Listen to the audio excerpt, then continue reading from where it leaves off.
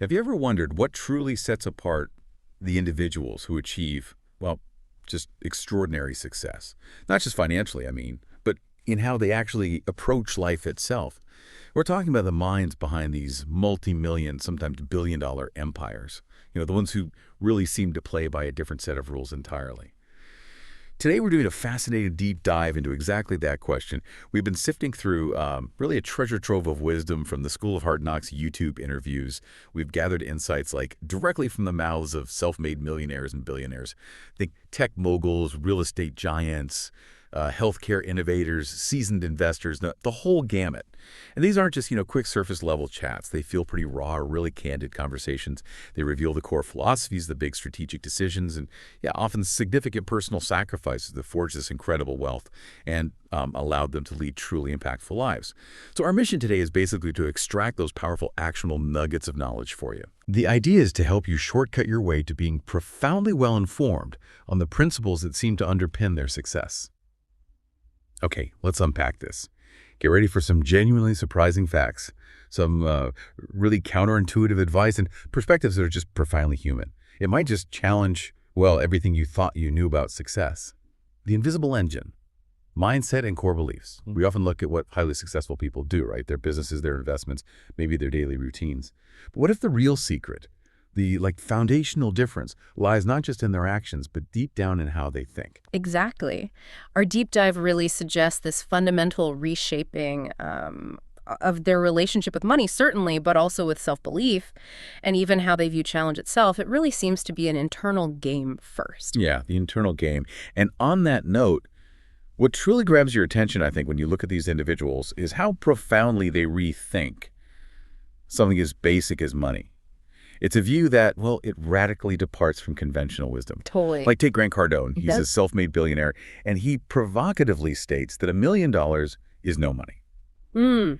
Now, that sounds, frankly, outrageous to most people, doesn't it? It absolutely does. And, it can be easily misunderstood as just being dismissive or arrogant, right? But when you actually unpack it, the core insight seems to be about financial freedom. For true freedom, money isn't just about, piling it up. It's about its capacity. Capacity to do what? Well, its capacity to offset life's inevitable costs, for one, and also to fuel growth. So $1 million, in that context, it sort of becomes just a starting point, not the final destination. Okay, Cardone argues that to be truly free from financial worry, to handle emergencies, inflation, the sheer cost of living at a truly, unbound level, you need tremendous amounts of money. Tremendous amounts. Yeah. So for him, money is less like a static security blanket and more like a dynamic tool, something to be actively used, multiplied, deployed for the next opportunity. So it's really about what money does, not just what it is sitting there. Precisely. And that perspective is echoed really beautifully by an Orlando millionaire we heard from. He uses this analogy. He calls it the what's inside the bag analogy. Okay, what's inside the bag? How does that work? Well, he contrasts how someone maybe struggling financially might look at a bag that seems expensive, and their first question is, what does it cost? Right. Immediate focus on the price tag. Yeah, makes sense. But a wealthy individual, he explains, shifts their focus completely. They ask instead, what's inside? Or maybe, what's it worth? Ah, okay. So potential versus cost. Exactly. It's a powerful metaphor because it highlights that shift from focusing on the immediate out-of-pocket expense to understanding the potential value, the opportunity hidden inside. Right. And he shared this anecdote, is pretty striking, about someone missing out on $99,000 in profit just because they didn't ask what was inside a $1,000 bag. Wow. 99 grand. Yeah. Just by not asking one question. Yeah. It just dramatically underscores the point. It's about seeing beyond that initial price tag to the hidden potential, the leverage, the possibilities that an investment, even a small one, could unlock. It's a mindset of curiosity and definitely forward thinking. Okay, that makes a lot of sense. And this Orlando millionaire, he extends that thinking to how money should be managed too, right? Using another analogy. He does, yeah. He talks about money as soldiers, not acorns. Soldiers, not acorns. Oh, okay, yeah. Explain that one. So he describes how many people tend to hoard money like squirrels. Playing defense, cautiously saving every penny, cutting costs wherever they can, very defensive posture. Which is what most financial advice tells you to do, really. It often is, yeah. But these successful individuals, they see money completely differently. They see it as an army of soldiers, something to be actively deployed, sent out into the world. playing offense, basically, sending your capital out to, well, make more money, bring back reinforcements. Playing offense, not defense. This is where that aggressive, proactive stance really comes into view. The danger, as he sees it, in constantly playing defense, focusing only on saving and cost cutting, is that you might end up with significant regret later in life. Regret. Why? Because you never truly put your capital to work. You missed all those opportunities for your money to compound, to generate further wealth while you were busy protecting the little pile you had. Okay, so hoarding it is actually riskier in the long run, in his view. In a way, yeah. Risk of missed opportunity. Which brings us to some genuinely radical, like really counterintuitive advice from a Miami millionaire and investor we heard from. He basically says, don't save money, don't plan for retirement. Take every penny you earn and reinvest that money. Now, okay, for a listener, maybe someone just starting out, this sounds incredibly risky. I mean, it flies in the face of decades of conventional financial planning wisdom. Oh, absolutely. It sounds like financial recklessness on the surface. That's the common objection, right? How can you not save? Exactly.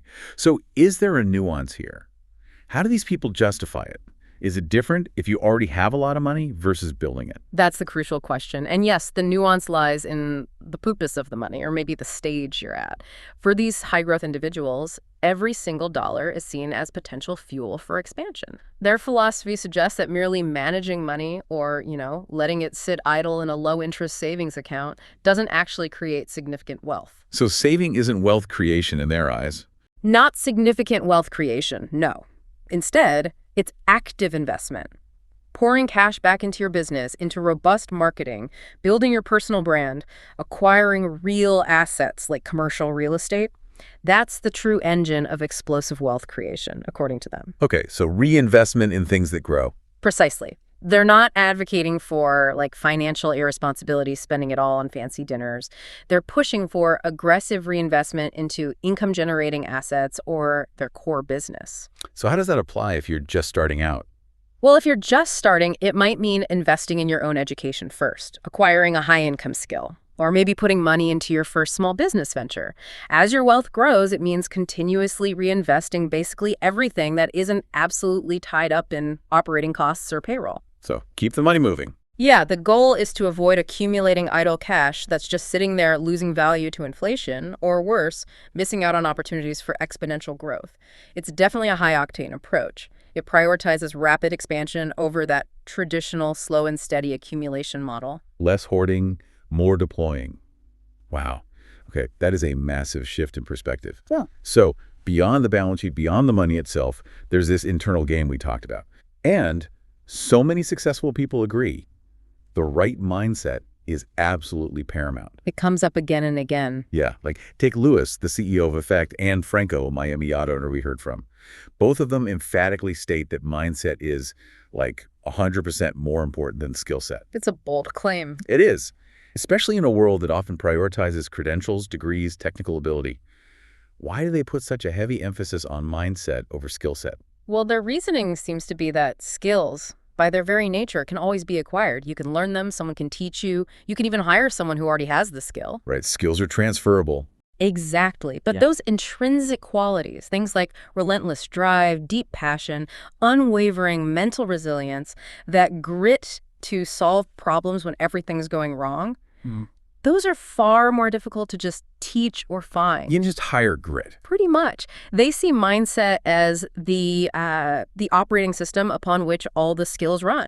If your operating system is flawed or buggy, even the best applications, the best skills, won't perform optimally. So nurturing your inner state, your beliefs, your conviction, your ability to persevere becomes this non-negotiable prerequisite for any kind of sustained outer success. The operating system. I like that analogy. It makes perfect sense.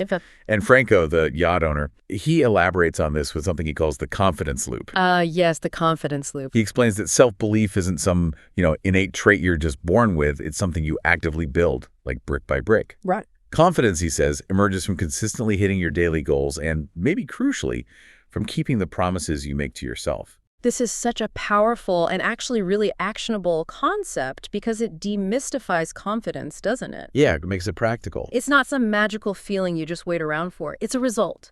a result of disciplined action. Every small achievement, every promise you keep to yourself, it reinforces your belief in your own capabilities. Like building evidence for yourself. Exactly. It creates this virtuous cycle where your external confidence isn't just some facade, it's a direct reflection of your internal discipline and your proven reliability to yourself. It's about building that foundational trust with yourself first, and then, yeah, it radiates outwards. Build trust with yourself first. Yeah. Okay, so building on that internal game, what about the external challenges, the inevitable setbacks? Yes. Rejection, fear of failure. Exactly. Robert Herjavec from Shark Tank, he offers a really powerful reframe for that common fear. He says, no is halfway to yes. Interesting way to put it. Yeah. This perspective really challenges our typical reaction to rejection, doesn't it? I mean, most people instinctively recoil from hearing no. Absolutely. We're often conditioned to see no as like a final stop sign, or worse, a personal failing. Totally. But Herjavec's personal story, it illustrates this reframe perfectly. He talks about being an overweight kid with a bad stutter, facing constant doubt and rejection early in his life. Right. He overcame a lot. He really did.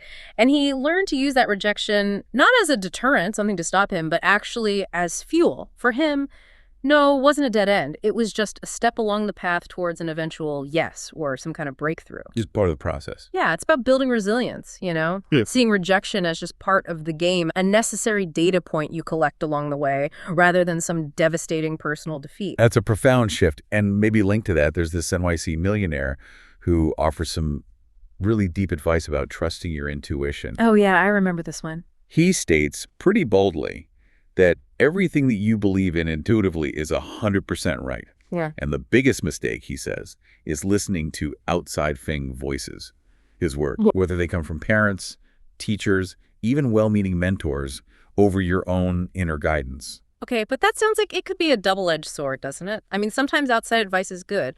How do they distinguish between valuable external input and those outside voices that might steer them off their authentic path? That's a really insightful question. It's definitely not about just ignoring all external input, shutting yourself off. The key distinction, from their perspective, seems to be about alignment. Alignment with what? Alignment with your core values, your vision, your gut feeling.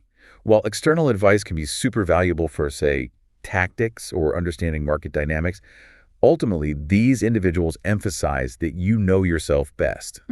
You know your true motivations, you understand your unique circumstances intimately, so that authentic self-knowledge should be your primary guidepost. It's about quieting the external noise enough to hear your own internal compass, especially when the path you feel called to pursue doesn't really fit conventional molds or expectations. So you filter the outside advice through your own inner conviction. Yeah, exactly. It's about internal validation first. And this internal fortitude, this self-trust, it's often forged in the fires of adversity, isn't it? Seems that way. We saw repeated examples of successful people transforming really profound personal challenges into powerful fuel for their ambitions. Absolutely. Like John Morgan, the billionaire lawyer. He shares that deeply personal story about his brother's paralysis when John was just in college. Right, a life-changing event. Totally. And he describes being just profoundly angered by it, by the injustice. And he channeled that raw emotion into this fierce passion and purpose to become a lawyer and build his massive firm. His pain literally transformed into his why. Pain into purpose. That's powerful. And similarly, a.k.a. the ER doctor and entrepreneur, he had this realization during a medical trip to East Africa. He saw the inherent limitations of providing care just one person at a time. Yeah, the scale problem. Exactly. That experience inspired him to shift his focus from being just a doctor to building institutions, entire systems, businesses that could have a much wider, more systemic impact on healthcare delivery. Moving from individual impact to systemic change. Right. And then there's Edwin Abov, the founder of that security company. He grew up in extreme poverty. He even lived in a foster home for a time. But he made this solemn promise to his mom that he'd buy her dream house. A very specific, deep motivation. Incredibly deep. And this why was so powerful, he says it basically tricked him into success. Yeah. It pushed him to work relentlessly, often until 9:30 or 10:0 at night, just closing deals. Right. Ultimately, as he put it, filling himself up with belief through sheer force of will and consistent action towards that profound purpose. Wow. When you look at these stories together, what really emerges is this extraordinary resilience, right? And the deep psychological drivers behind these entrepreneurs, Totally. their ability to internalize challenges, external doubts, not as things that stop them, but as potent fuel for their ambitions. It's a recurring pattern, and it's truly remarkable. It really is. It highlights that the most impactful transformations often stem from these profound personal experiences and a deeply held sense of purpose. Which, makes me wonder, for you listening, how do you currently respond to moments of self-doubt or external criticism? Do you let them stop you, or do you find a way to somehow transform them into energy for your path forward? That's a powerful question to reflect on. And speaking of fuel, it clearly takes more than just smarts to climb to the top. It demands this almost fanatical level of dedication, commitment that goes way beyond just casual interest. Yeah, the commitment piece is huge. A Scottsdale millionaire powerfully emphasizes the absolute necessity of 100% commitment. And interestingly, the complete elimination of flakiness. No flakiness allowed. Right. He argues success isn't about half measures. It's about adhering to a consistent, disciplined routine day in and day out. No excuses. And he uses that memorable adage, doesn't he? It really sticks with you. Yeah, God feeds the birds, but he doesn't drop worms in their neck. Right. It perfectly illustrates that opportunity, no matter how divine or perfectly aligned it might seem, still requires personal action, consistent effort, unwavering commitment. It's a total rejection of just passively waiting for success to happen to you. You have to actively go get it. You got to go get the worm. Yeah. Building on that theme of commitment, there's a supercar owner in construction and real estate who vividly describes his burn the boats philosophy. Ah, the Cortez reference. Exactly, that ancient military analogy for single-minded, unwavering focus. Basically, you commit so fully, there's absolutely no turning back. All in. All in. His advice is not to quit and jump between different businesses at the first sign of trouble or difficulty. Instead, he urges entrepreneurs to take the punches in one industry, learn from them, and crucially stay in the same thing long enough to make substantial money to create freedom. Stick it out. Yeah. He personally poured the majority of his energy into one tree, as he put it, until it finally bore fruit, resisting that constant temptation to scatter his efforts. Now, expert, how challenging is it for entrepreneurs to actually maintain this burn-the-boats mentality when they're facing inevitable setbacks? The allure of a new, shiny, seemingly easier path must be incredibly strong sometimes. Oh, it's incredibly challenging. I mean, our natural human inclination is often to avoid pain, right? Or to seek novelty, the next exciting thing. Sure.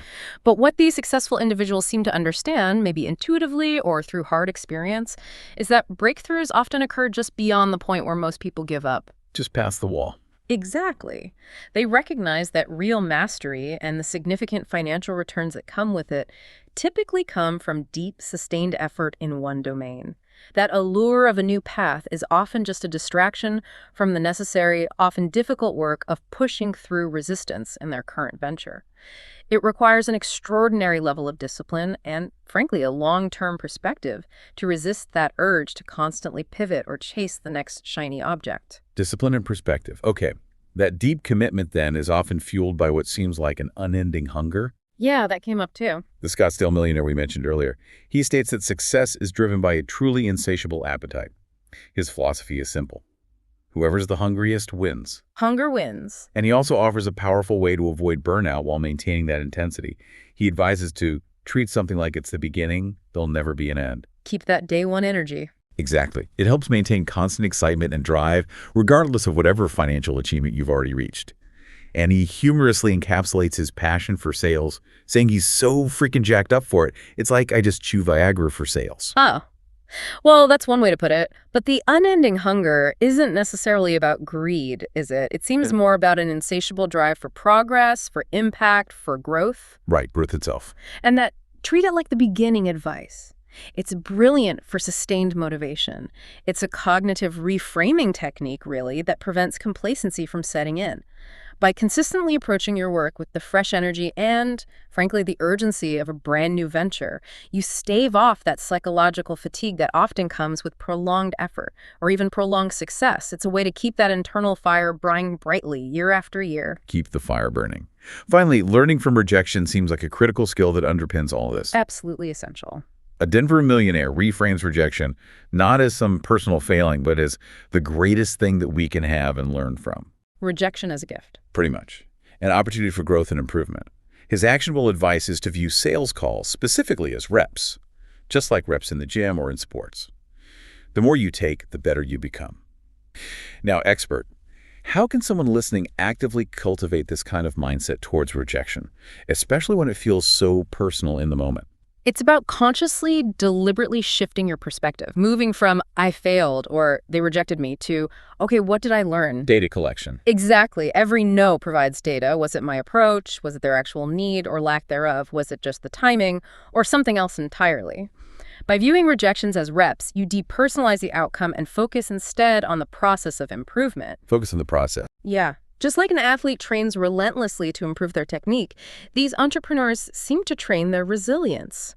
It strips rejection of its power to discourage you and instead transforms it into a necessary step on the path to mastery. It's really a deliberate act of choosing growth over ego every single time.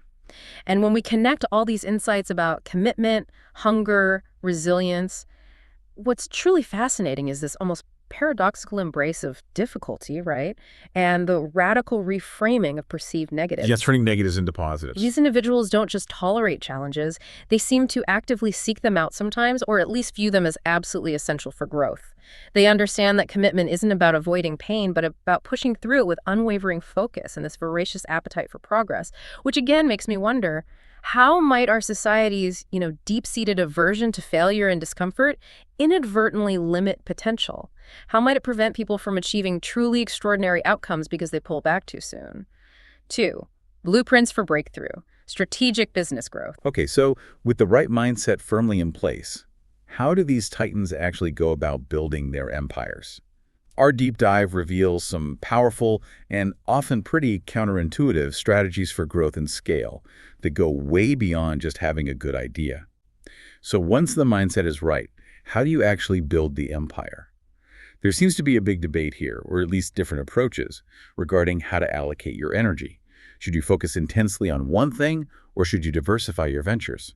Yeah, the focus versus diversification question. It's a classic one. Grant Mitt, from the solar industry, he strongly advises against early diversification.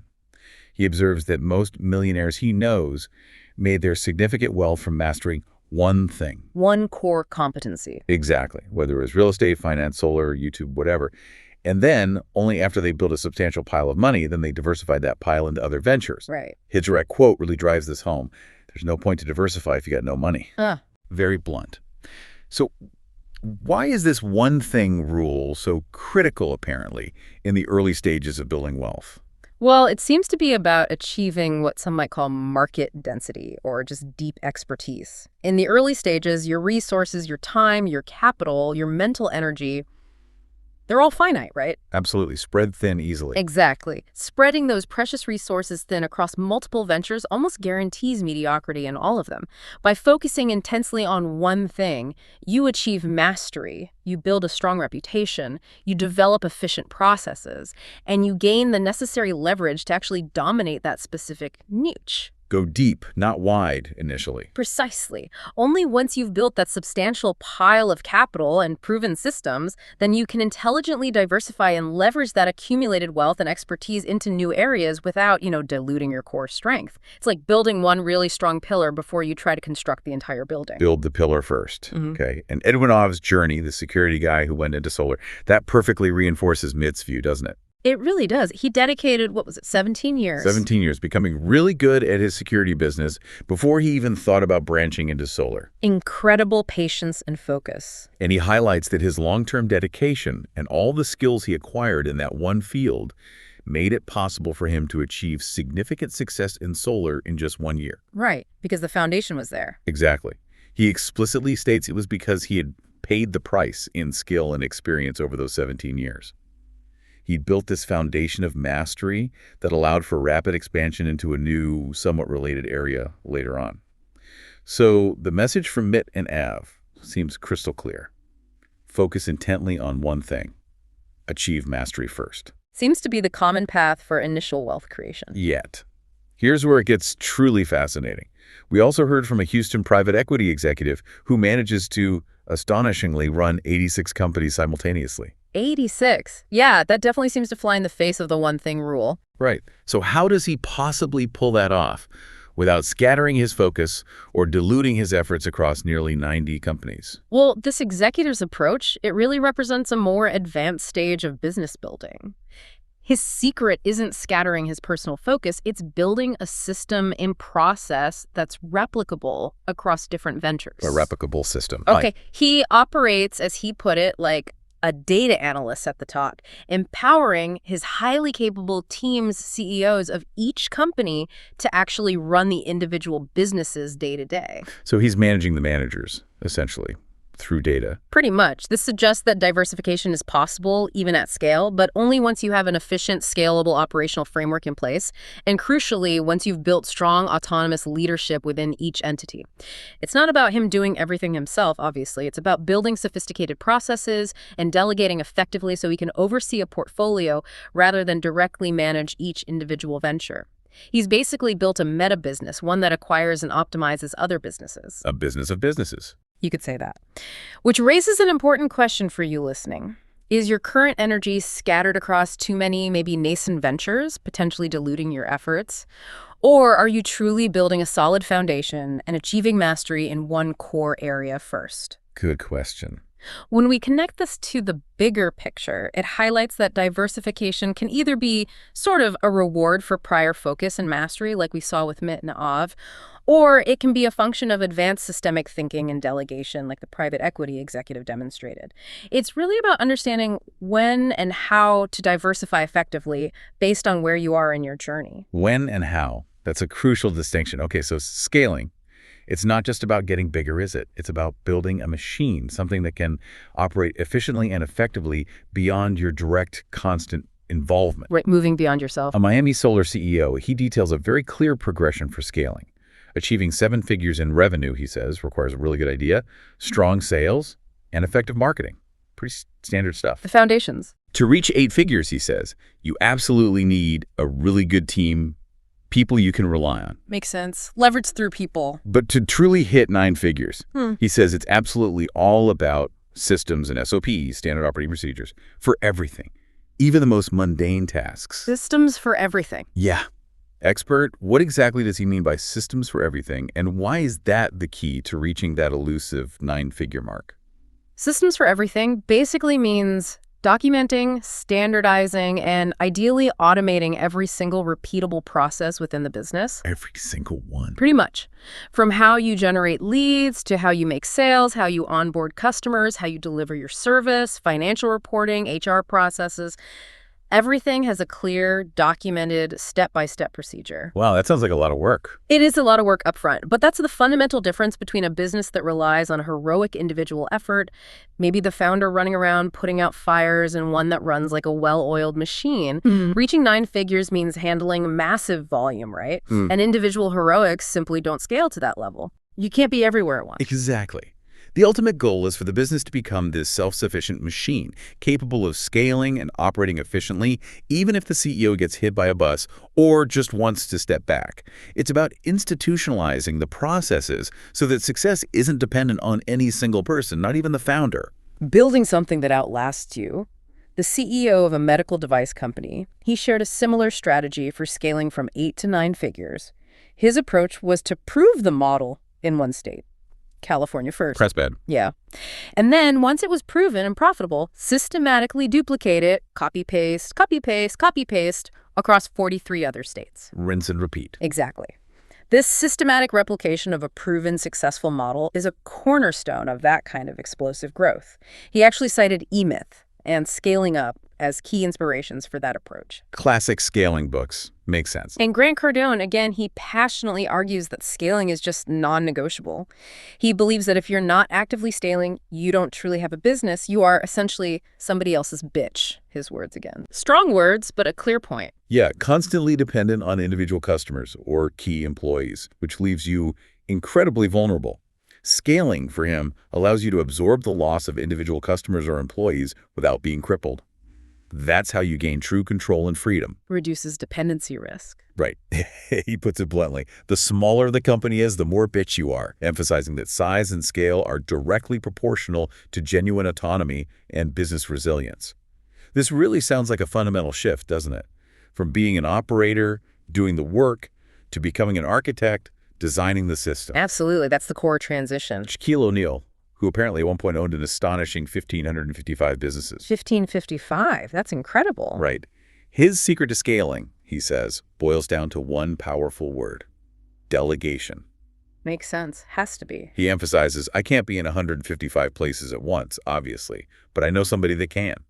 He likens effective delegation to building a championship team, where trusting your teammates is absolutely crucial for collective success. Yeah, it absolutely is about that shift. And Shaq's point on delegation is critical. It's about empowering others to execute the vision, to run the different parts of the machine you've designed. Not just offloading tasks. No, it's not simply offloading busy work. It's entrusting real responsibility and authority to capable individuals. And that requires building trust, hiring people who are not just competent, but who are also deeply aligned with your vision and your values. Trust and alignment. Billionaire lawyer John Morgan, he further emphasizes the importance of delegation and finding the right people, specifically mentioning finding send-delete partners. Send-delete partners. When building his multi-billion-dollar law firm, he focused on delegating tasks to individuals he could trust completely and, importantly, share the profits with.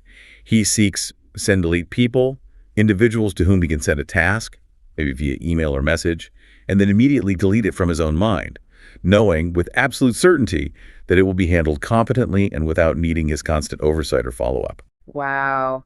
That's the ultimate expression of effective delegation and trust, isn't it? Seems like it. To have such confidence in your team and your systems that you can truly, fully let go of a task once it's assigned. That level of trust and empowerment, it's essential for truly scaling complex operations. It frees the entrepreneur from the tyranny of micromanagement and allows them to focus entirely on that higher level vision and strategic growth. So when we look at these blueprints for breakthrough, what's consistently fascinating is that shift from individual effort to organizational leverage. It highlights that true wealth creation often involves building entities, systems that operate way beyond your direct minute-to-minute involvement. Building the machine. Exactly. It's about creating self-sustaining systems and empowering highly capable teams, liberating the entrepreneur to focus on the bigger picture: vision, strategy, and further expansion. That seems to be where businesses truly transform from just being a high-paying job into a real empire. Okay, so systems and delegation are key for scale. But how do you get the customers in the first place? Ideals are cheap, right? Execution, especially in getting your product or service to customers, that's where the real work often happens. Sales and marketing. Gotta have it. An NYC millionaire, he doesn't mince words at all. He declares sales as the greatest skill set of the new economy. The greatest skill set. Expert. Why sales? Why is it so paramount in today's economy, maybe even over product innovation sometimes? Well, his argument seems to be that while innovation is obviously vital, a brilliant product just gathering dust on a shelf doesn't generate any revenue, does it? Nope, zero revenue. Sales is the lifeblood. He argues that traditional paths, like standard education, often lead to conventional employment, the W-2 jobs here in the U.S. where you're working for someone else's dream. But mastering sales, he believes, provides the freedom to work for yourself, to create your own opportunities, and ultimately achieve multiple streams of income. It gives you unparalleled autonomy. Because it connects directly to revenue. Exactly. It's the direct connection to revenue generation, which is the engine of any and every business. And in really competitive industries, it seems like it's not just about having sales skills, but about conveying absolute certainty and trust. Yeah, conviction matters. That supercar owner in construction and real estate, he advises very directly to look a man in the eye and tell him, I'm going to hit your schedule. Send me a FING contract. Confidence. Total confidence. This unwavering conviction, he explains, can actually win deals even when your price is higher than the competition.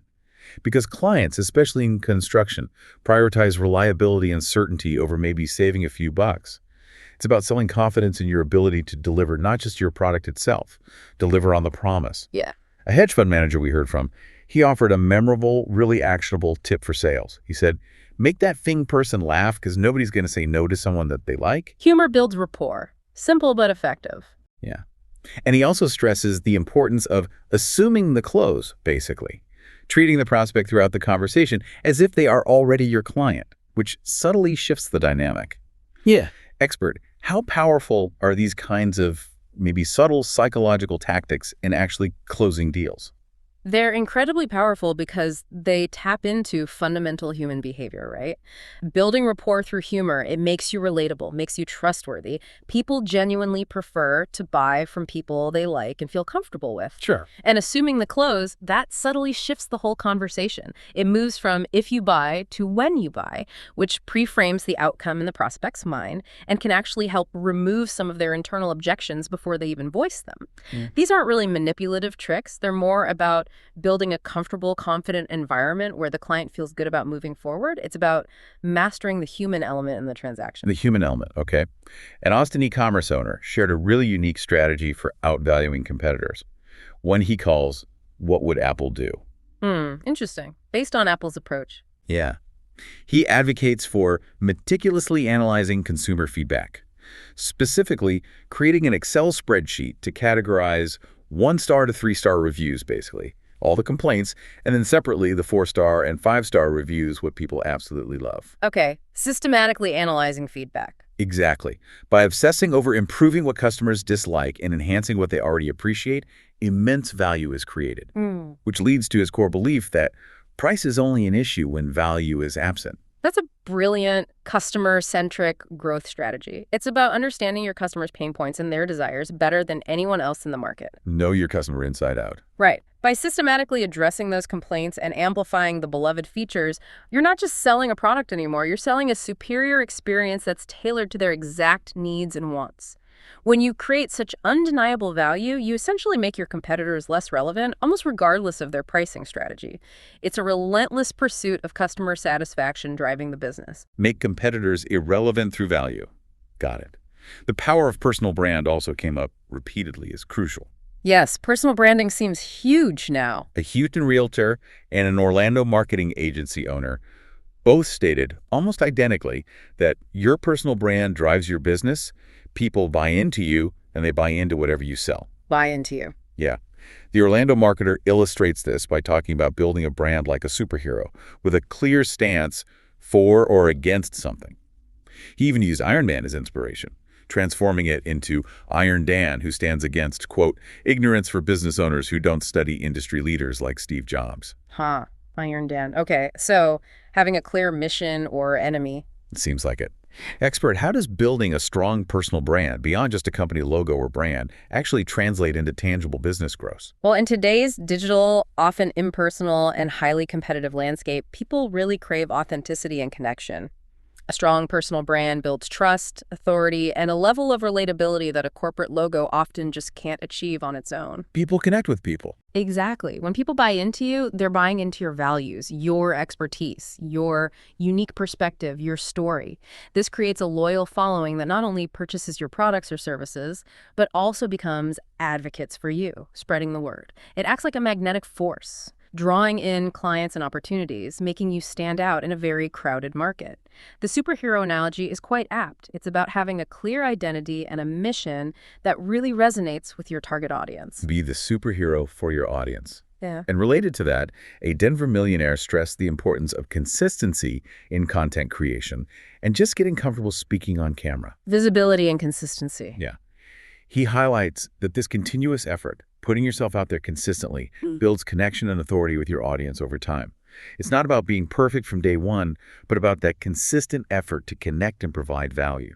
When we connect all these insights about sales, marketing, branding, it becomes really clear that sales isn't just about persuasion techniques. It's about deeply understanding human psychology, building genuine trust, demonstrating unwavering confidence in your ability to deliver results, and connecting authentically. More than just closing. Yeah. And it also powerfully reinforces the idea that in our increasingly digital and interconnected world, that strong personal connection, a crystal clear value proposition, and consistent communication are absolutely paramount for sustainable business growth and market differentiation. Okay, so connection matters, which leads perfectly into the next theme, relationships and networks. In a world drowning in information, who you know still truly matters, perhaps more than ever. The old adage holds true, it seems. Commercial real estate investor Kevin, he asserts that relationships are, quote, the most important thing in this business. The most important. He mentioned he can still call people he did business with way back in 2005, emphasizing the longevity and power of these connections. Expert, what's the secret to building such lasting professional relationships? How does he do it? Well, his advice for strengthening relationships is actually pretty simple, but profound. Find common ground and focus on learning about the individual person, not just the deal or the transaction. See the person, not just the opportunity. Exactly. He cited his own discovery of a mentor's interest in poker as a key moment that helped build a lasting connection, moving beyond just business talk. It's about genuine human connection, finding shared interests, building rapport that transcends the immediate deal. For him, the common saying, "It's not what you know, it's who you know," is quite simply fact. He sees that network as the ultimate form of social capital. Social capital, okay.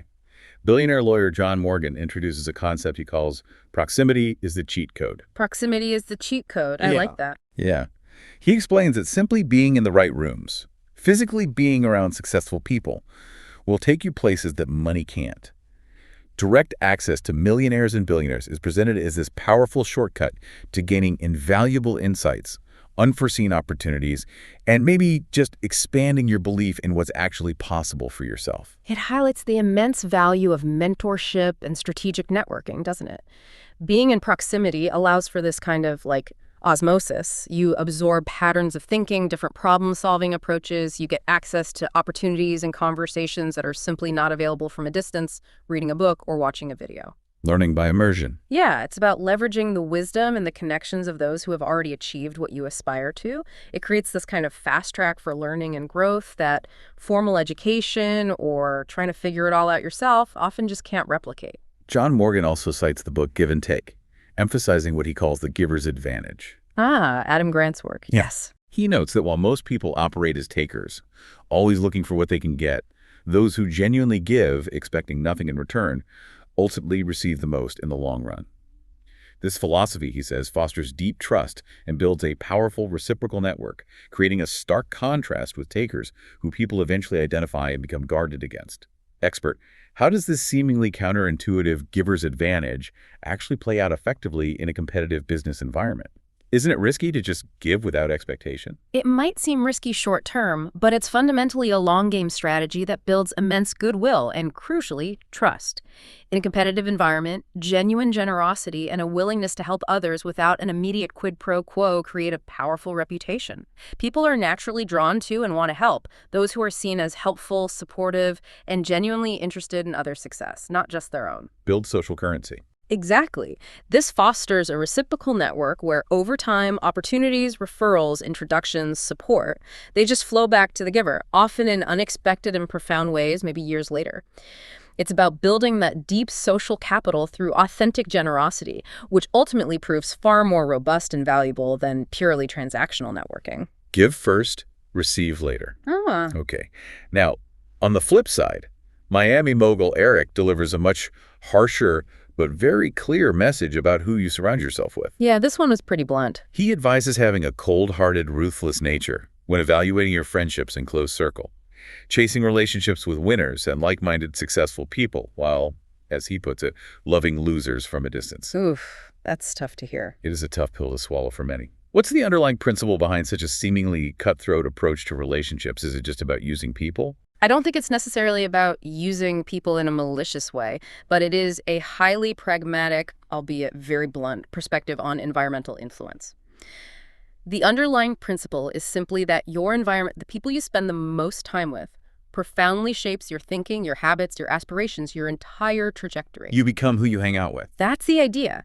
If you consistently spend your time with individuals who are maybe unmotivated, negative, resistant to growth, their mindset, even unintentionally, can absolutely limit your own potential. Conversely, surrounding yourself with winners, individuals who are ambitious, positive, action-oriented, driven, it naturally elevates your own thinking, pushes you, and opens doors to new possibilities and a higher level of accountability. Choose your influences carefully. Exactly. It's not necessarily about being unkind or abandoning old friends entirely, but about being fiercely intentional and disciplined about the company you keep most closely, specifically for the sake of your own growth and achieving your biggest goals. It's a stark recognition of that old saying, you are the average of the 5 people you spend the most time with. Mm-hmm.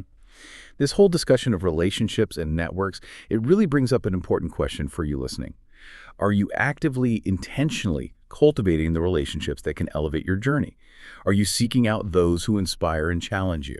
Or are you perhaps, maybe unconsciously, stuck in circles that might be inadvertently limiting your potential? A critical self-assessment.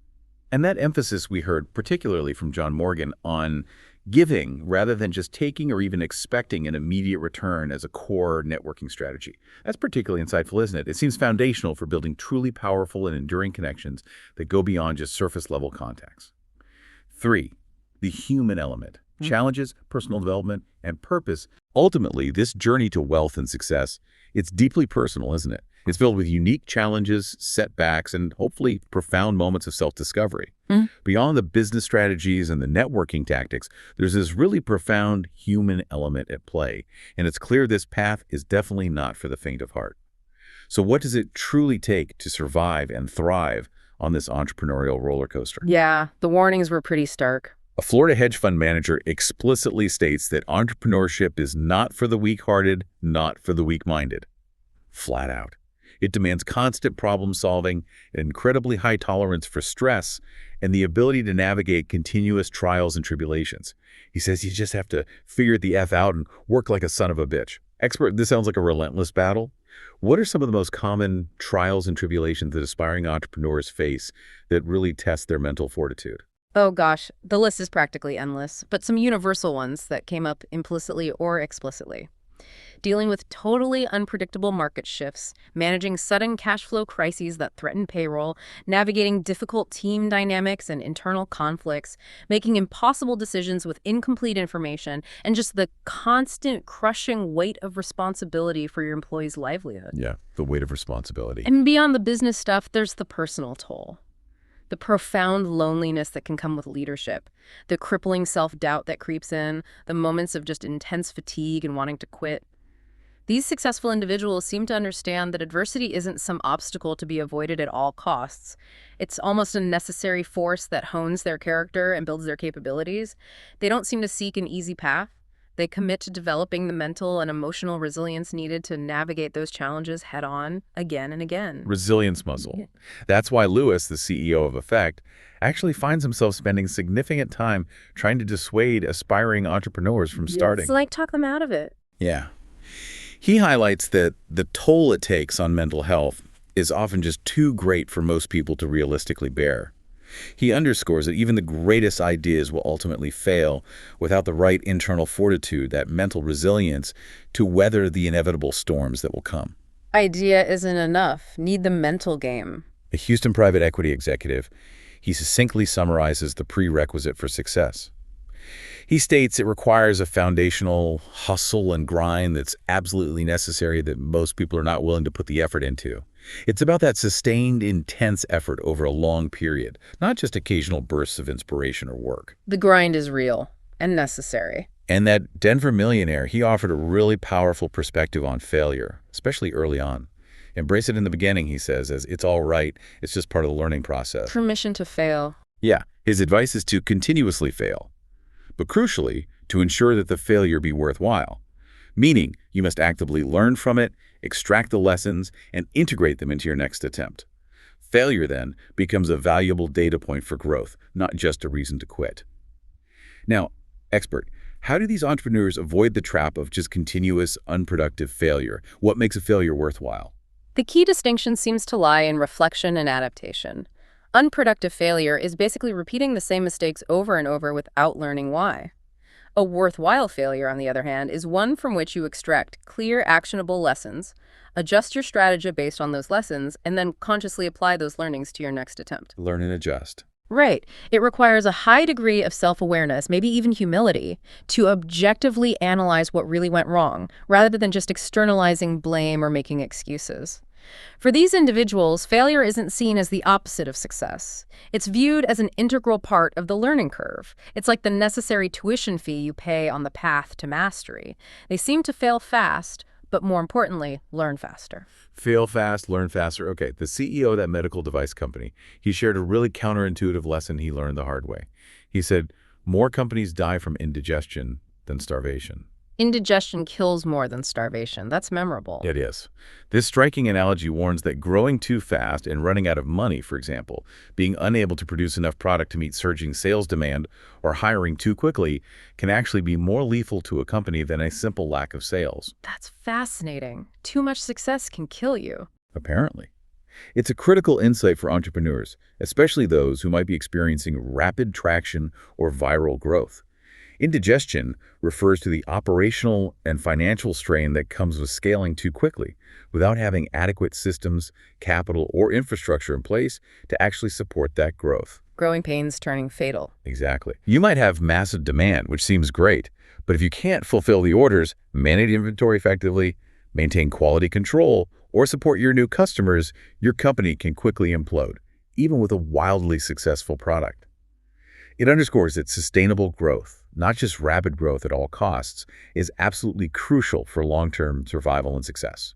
It's about managing growth effectively, not just chasing it blindly. When we connect all these perspectives on the challenges, the failures, the grind, the consistent message seems to be that entrepreneurship is a crucible. It's a trial by fire. Definitely sounds like it. It's not about avoiding challenges or seeking some mythical easy path. It's fundamentally about developing the mental and emotional resilience to navigate whatever comes your way. There's this underlying understanding that adversity isn't an obstacle to be avoided, but rather a necessary force that hones character, builds capabilities, and ultimately separates those who make it from those who don't. Which again makes you consider. How do you typically approach obstacles in your own life or work? Do you see them primarily as roadblocks, things to get frustrated about? Or do you try to view them as opportunities for profound learning and growth? Okay, so resilience is key. Now, beyond just earning the money, how do these individuals ensure their wealth isn't just fleeting? How do they make it grow and sustain itself for the long term? The wealth preservation and growth side. Crucial. A wealth management firm owner, he emphasizes a crucial long-term vision. He warns that the word now, N-O-W, is the most expensive word in the English language. Expert, what does he mean by that? How does chasing the now cost you? And how do successful individuals practice this long-term vision instead? He means that succumbing to the desire for immediate gratification, whether that's spending impulsively on luxuries you don't truly need yet, making hasty business decisions based on short-term pressures, or panic selling investments at the first sign of market volatility, ultimately costs you far, far more in missed opportunity and lost compounded growth over the long haul. Short-term thinking is expensive. Extremely expensive. Successful individuals seem to practice this long-term vision by deliberately sacrificing that immediate gratification for a much greater future return. They understand the immense power of patience, of holding on to quality investments for extended periods, allowing for true compounding and exponential growth to work its magic. They're playing the long game, like playing chess, not checkers. Playing chess, okay. A Dallas luxury shopper offered a key insight for scaling related to finance.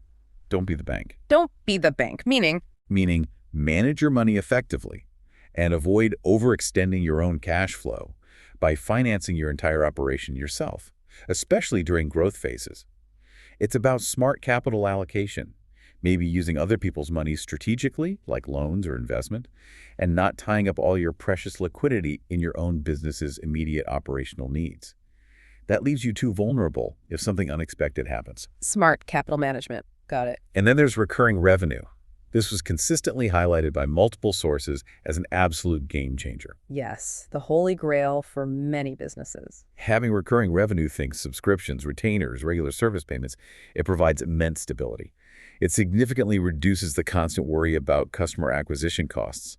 And it allows businesses to actually outspend competition on marketing or product development because they know the long-term lifetime value, LTV, of a customer is high. Predictable income smooths everything out. Yeah. One memorable quote even tied it to luxury.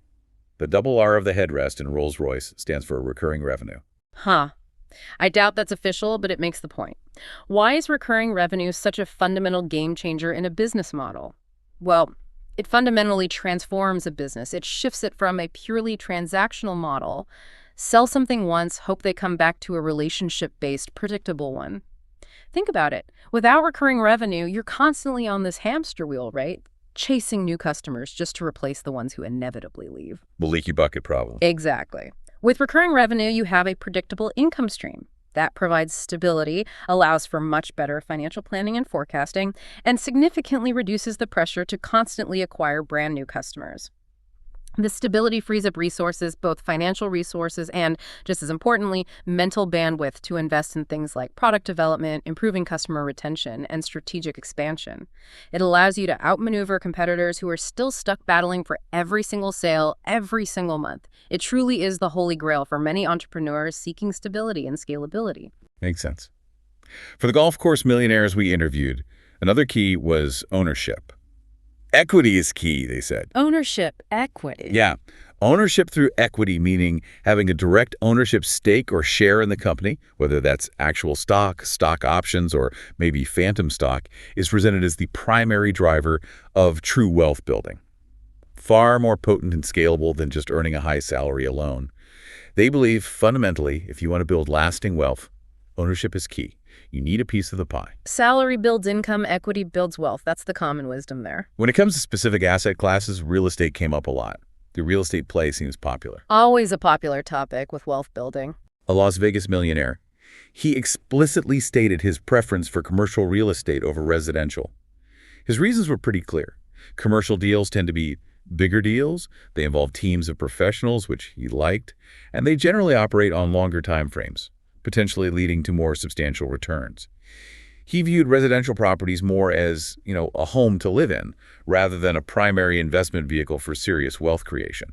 Different tools for different jobs, in his view. And Grant Cardone, along with a Miami investor, both asserted pretty strongly that the next 18 months or so could present the greatest real estate opportunity in a lifetime. They were urging listeners to buy as much real estate as you can, anticipating that prices might become significantly lower. Timing the market is tricky, but their conviction was clear. Buy when there's blood in the streets, potentially. And finally, just illustrating the power of starting early, an LA G-Wagon owner credited his very first house purchase, which he made at just age 19. 19. Wow. As the foundational, best financial decision he ever made. That single move enabled him to eventually own 26 properties today.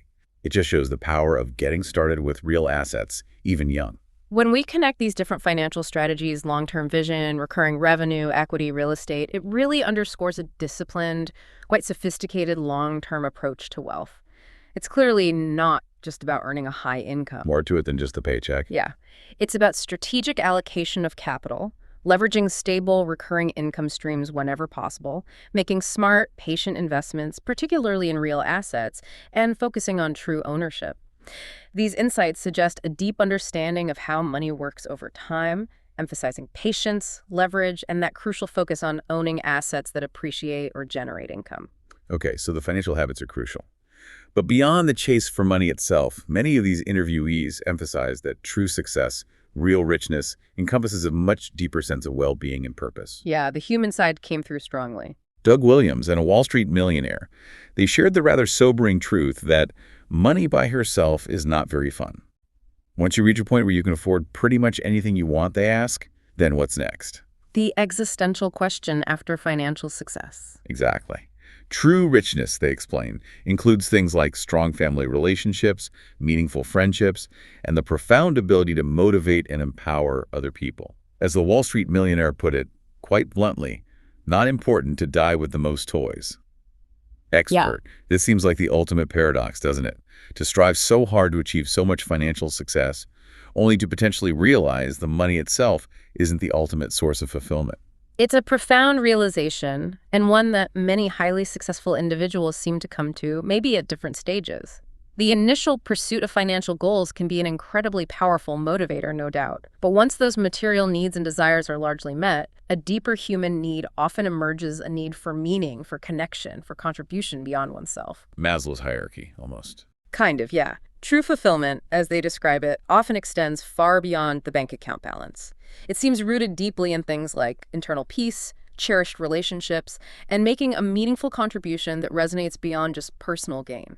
It really highlights that money is ultimately a tool, a powerful one, but not the ultimate destination for human flourishing or happiness. Money as a tool, not the goal. Doug Williams also spoke powerfully about work-life integration. Not balance, interestingly, but integration. Integration, yeah. What did he mean by that? He stressed the importance of intentionally separating work from home life, stating very clearly, when I got home, I was home, being present. He also advocates for having multiple foci in life, not just work, hitting the gym by 5 a.m., engaging in hobbies he loves like golf, sailing, hiking, biking. These other activities, he explains, have sharpened the axe, maintain mental balance, and prevent life from becoming this relentless pressure cooker solely focused on business demands. Recharge and reset, essential for avoiding burnout. AK, the ER doctor we heard from earlier, he offers a truly profound lesson, gleaned directly from his medical practice. He's seen patients with millions, literally millions, who would trade it all in an instant to get their health back, lamenting illnesses like stomach cancer. A stark reminder from the front lines. Incredibly stark. It powerfully highlights that physical and mental health are absolutely paramount and should never ever be sacrificed in the relentless pursuit of business success. He says, quite chillingly, people don't care about anything when their health is on the line. Money becomes irrelevant at that point. Health is the ultimate wealth. It's cliché, but clearly true. A Dallas healthcare executive gives similarly poignant advice. Search peace instead of financial gain. Peace over profit. Yeah. He emphasizes that if you're not right in here, gesturing to his head and heart, meaning mentally and emotionally sound, then whatever you do out here, meaning in business, doesn't seem matter. It reinforces that internal well-being is the absolute foundation upon which any external success can actually be built and, more importantly, enjoyed. Can't enjoy success if you're miserable inside. Finally, AK speaks again to the power of purpose beyond self. He finds that doing things with a greater purpose, whether it's for your family, your community, your country, whatever resonates, makes it significantly easier to overcome the immense challenges of entrepreneurship. It provides the unwavering resolve needed to never give up. And purpose as fuel. Exactly. He eloquently states that carrying a flag of the people around you makes falling down less daunting because you know you're not just doing it for yourself. Your failure impacts others, but so does your success. Expert. How does having a purpose beyond just personal gain provide such an immense advantage in the tough world of entrepreneurship? It seems to provide this almost inexhaustible wellspring of motivation and resilience. When your mission extends beyond just personal enrichment, beyond just making money for yourself, you tap into something larger, something more meaningful. This greater purpose provides that powerful why that can sustain you through the inevitable setbacks, the grind, the moments of despair that would otherwise completely derail someone just motivated by money alone. A deeper anchor. Yeah. It shifts the focus from purely individual struggle to collective impact, making the challenges feel less daunting and the sacrifices feel more worthwhile. It's a profound source of internal peace, even amidst chaos, and provides that enduring drive needed for the long haul, which again raises an important question for you listening. What are you truly optimizing for in your life right now? Is it solely the pursuit of financial metrics? Or are you consciously striving for a more holistic sense of well-being, connection, and impact? These stories strongly suggest that true, deep fulfillment often extends far beyond the numbers in the bank account. It seems rooted more deeply in internal peace, strong relationships, and making a meaningful contribution that resonates beyond just yourself. Okay, so purpose and well-being are critical. Finally, the world is always changing at an accelerating pace. How do these successful individuals stay ahead of the curve? How do they adapt? Continuous learning and adaptability came up again and again. A Rolls-Royce homeowner. He underscores the fundamental principle that one must always want to learn, just a constant state of curiosity. Acknowledging that success isn't some static destination you arrive at, but an ongoing journey of continuous knowledge acquisition and skill development. Never stop learning, the beginner's mindset again. Orlando Millionaire shares that powerful anecdote about deliberately investing in your brain. He talked about quitting a $150,000 a year sales job. Quitting $150K, wow. For a job paying only $30,000 a year, simply to invest in my brain, as he put it. To learn from a specific mentor or gain a specific skill set he knew he needed. This strategic choice to chase knowledge, information, skill sets over immediate money, especially at a young age, he says, is absolutely key.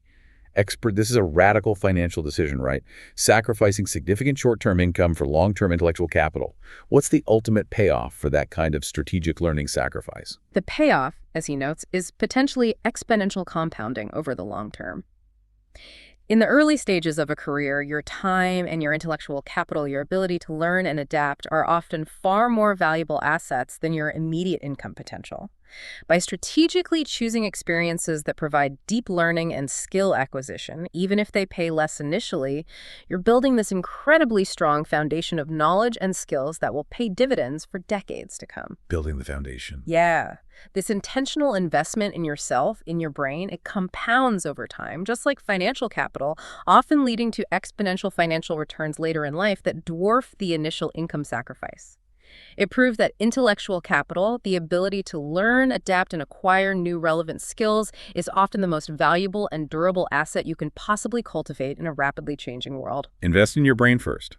Michael Shale, the LA G-Wagon owner, offers the simple yet profound advice that everyone you do business with, you can learn something from. Everyone. Every interaction is a lesson. Yeah. This suggests that every meeting, every partnership, every negotiation, even every conflict is a potential learning opportunity if you approach it with an open, curious mind. Always be learning. An NYC real estate agent highlights the importance of finding and dominating a niche. Riches in niches, as the saying goes. A specialization. Yeah. This involves identifying a specific, maybe underserved segment of the market and becoming the absolute go-to expert in that area, coupled with what he called the endurance for the win, the stamina to stay focused and grow within that specialized area over the long term. Find your niche and own it. And finally, looking towards the future, Robert Herjavec from Shark Tank identifies artificial intelligence as the greatest opportunity in our lifetime, specifically emphasizing the data infrastructure part of AI. AI is the big wave coming. His advice to business owners is really practical. Train your AI model to the way you work. Make it a personalized, highly efficient assistant that understands your specific needs and processes. Expert, this is a very forward-looking insight. How can listeners, maybe small business owners or even individuals, start to apply this advice to their own businesses or careers right now? Well, Does it require being a tech expert? no, not at all. This isn't about becoming an AI programmer overnight. It's about leveraging the increasingly powerful and accessible AI tools that already exist as personalized force multipliers. Business owners, or even individuals in their jobs, can start by simply identifying repetitive tasks in their daily workflow. The kind of task. Things like answering common customer service inquiries, analyzing data trends, drafting initial versions of content or emails, scheduling meetings, summarizing long documents. The list is growing every day. Then explore how readily available AI tools, many are free or low cost, can be trained or customized with their specific company data, their personal preferences, their established processes to automate or significantly assist with these tasks. Make AI work for you. Exactly. It transforms AI from this distant, abstract concept into a highly efficient, personalized assistant that's tailored to how you work. This frees up significant time and mental energy for higher-level strategic thinking, creative work, or relationship building, the things humans do best. It highlights that the world changes constantly, and so must our approach. We need to be consistently seeking knowledge, refining our skills, and strategically embracing new technologies like AI to stay relevant, competitive, and ultimately successful. So when we connect all these final threads about well-being, purpose, learning, adaptability, it truly suggests that success isn't some fixed destination you reach and then you're done. It's a continuous journey. Absolutely. A continuous journey of self-improvement, contribution, and adaptation. The world is constantly evolving, and so must our approach to learning, to opportunity, and even to our own definition of what success means. It's about consistently seeking knowledge from diverse sources, refining our skills, building meaningful connections, and strategically embracing change, including new technologies, to navigate the future effectively. Outro. Wow. We've covered a remarkable range of insights today, haven't we? From those critical mindsets of abundance and resilience to really specific strategic approaches in business, like radical scaling and authentic personal branding. And the profound importance of the human element, too. Well-being, purpose, relationships, and that continuous learning piece. It's all interconnected. It really is. So what does this all mean for you listening right now? It seems clear that achieving extraordinary success isn't just about a single big idea or even just tireless hard work alone, though those help. No, it seems much deeper than that. Yeah, it's about a fundamental shift in how you think about money, how you perceive risk and failure, how you cultivate your relationships, and how you relentlessly, consciously invest in your own potential. And that investment isn't just financial, right? It's investing in your knowledge, your mindset, your skills, your network, your health, your overall well-being. It's holistic. Absolutely. So for our final provocative thought today, let's remember the words of billionaire John Morgan. He's speaking about the power of long-term investment. Whether that's in a business, an asset, or even just in personal growth, he said, the best time to plant a tree was 20 years ago. The next best time to plant a tree is today. Plant the tree today. Love that. So the question for you is, what tree, what dream, what skill you want to master, what relationship you need to cultivate, what bold step you've been putting off? What tree will you commit to planting today to start cultivating the future you truly desire? Something to really think about. Definitely. Thank you so much for joining us on this deep dive. We sincerely hope these insights inspire you to look at your own journey, your own potential, with fresh eyes and maybe some renewed determination. Keep digging. Keep learning. Exactly. Until next time, keep digging, keep learning, and keep building.